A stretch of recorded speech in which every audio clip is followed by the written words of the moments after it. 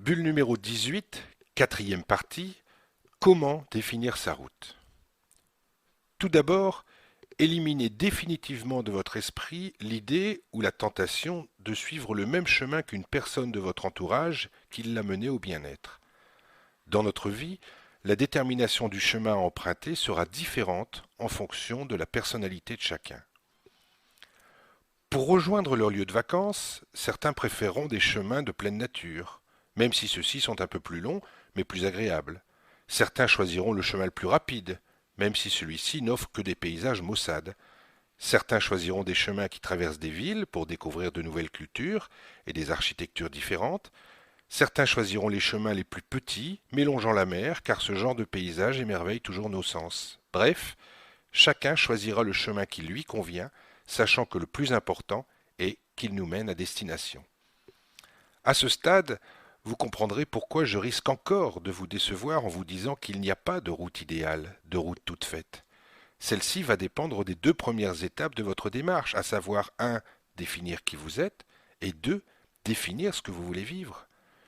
Mais je vous rassure tout de suite, une fois ces deux premières étapes clairement définies, la route qui vous permettra de relier ces deux points se dessinera sous vos yeux.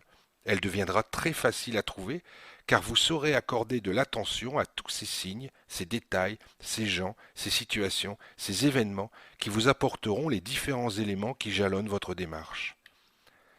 Précédemment, dans ces bulles, j'abordais le sujet de l'instinct, de notre intuition, cette aptitude ignorée que nous possédons tous. Notre intuition sera un allié fidèle dans notre démarche. En abordant ce sujet, je faisais référence qu'à la base, nous ne sommes que des mammifères.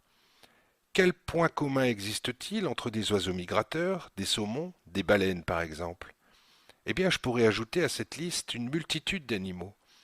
Eh bien, sans que personne ne leur ait jamais enseigné quoi que ce soit, sans aucune indication de temps ou de direction, à un moment de leur vie, et parfois même chaque année, ces animaux migrent vers un endroit que seule leur intuition leur dicte et trouvent leur route. Peut-être trouvez-vous mon exemple un peu exagéré, mais il n'est pas ridicule.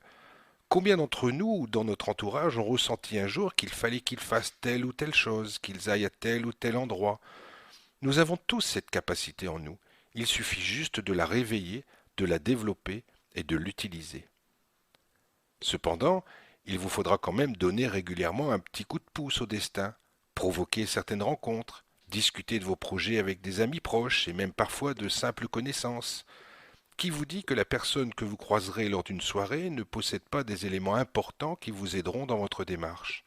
De plus, en partageant vos projets, certaines personnes ou certaines situations pourront même vous apporter des éléments que vous n'auriez même pas imaginés. La vie est pleine de cadeaux, mais il faut quand même les ouvrir.